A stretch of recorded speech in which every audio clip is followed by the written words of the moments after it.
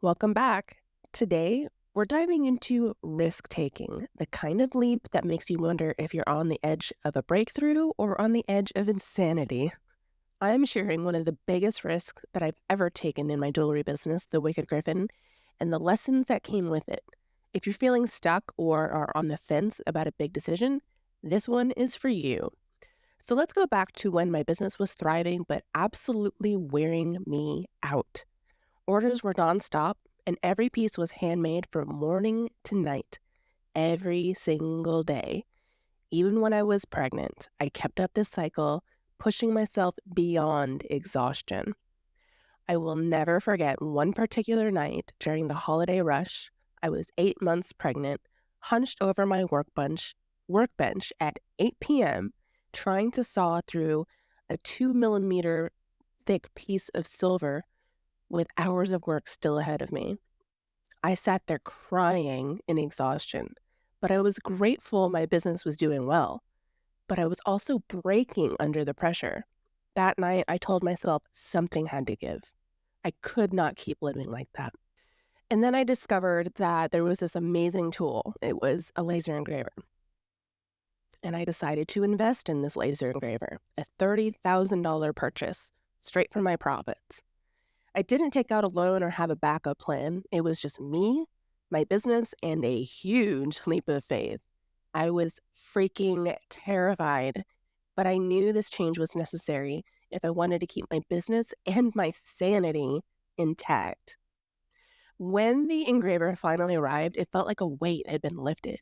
I wasn't spending endless hours on each piece anymore, and I finally had time to breathe. That single decision allowed me to rearrange my entire workflow and made my business sustainable. I also got my life back. Looking back, it really was a life-changing decision. But that risk, as scary as it was, taught me something crucial. To grow, you have to be willing to take a leap. Of course, not every risk pans out. I've had my share of misses too. I once bought a $4,000 Glowforge that now just sits in a spare room collecting dust. It was a great idea that never took off, but that's the reality of taking risks. Each decision, whether it works out or not, teaches something valuable. The key is to learn from each one and moving forward. So here's where I want to turn this back to you. Think about the risks you're holding back from right now. Is there a decision you've been hesitating because you're unsure how it will turn out? Maybe it's an investment in a new tool like me, or exploring a new marketing strategy. Whatever it is, ask yourself, what is the best that could happen if this pays off? Then think about what you would need in place to take that step with confidence. Now, here are some questions to ask yourself if you're deciding on taking your next risk. 1, define your why. Why do you want to make this change or investment? Will it give you more time, help you grow, ease your workload? If the answer feels meaningful, that's a good sign. 2, consider the impact. Picture your business a few months after taking this risk. Will it help streamline things or free up your time? Sometimes visualizing the impact makes it easier to take the first step.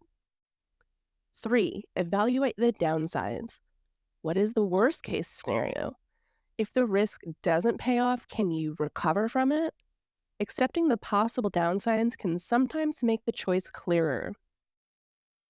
4, take small steps. Not all risks have to be huge. Sometimes starting with a smaller step, like dedicating a bit more time to a marketing strategy or outsourcing one small task, can be the nudge you need to see results. And 5, what would happen if you don't take the risk? That's a big one, isn't it? Remember, risk is part of growth, and sometimes the only way to know if something will work is to try it. Every step you take, big or small, contributes to building momentum. Running a handmade business is no small feat. Risks, big or small, are a natural part of the journey. And when you step outside of your comfort zone and give yourself the chance to grow in ways you couldn't have planned. If this episode hit home and you're ready to take your business to the next level, I've got something that can help you with that very first step.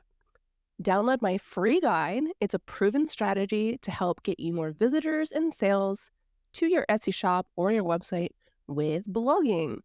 It's a guide that can help you bring more traffic to your site in a way that builds your own brand outside of relying on platforms like Etsy or using social media. So head over to marketingandheart.com to grab the guide and start building a traffic source that you can control.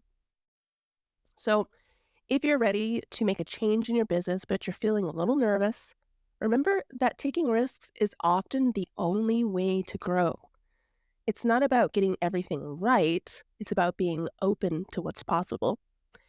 And if you found this episode helpful, please share it with another handmade business owner who could use some encouragement. Don't forget to subscribe so you don't miss any episodes.